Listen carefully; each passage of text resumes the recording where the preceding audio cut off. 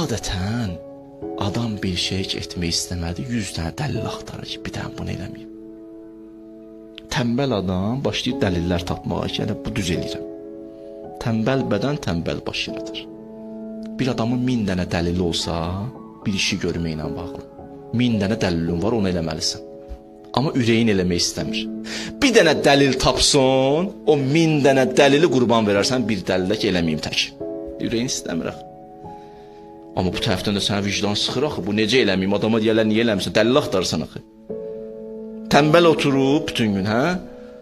Bu dəlil tapmalıdır axı. Sıxır axı içəridən vicdan. Aha, bir dənə bir iki dənə şey tapdı, düzəltdi, düzdü, qoşdu. Buna görə elə belə yaşamaq lazımdır. Adətən hardan başlayır bu tənbəllik, bu ətalət hardan başlayır? Başdan başlayır, belə deyirlər də, bədənə yayılır. Zehniyyətdən başlayır, düşüncələrdən gəlir, süzülür araya bütün vücud.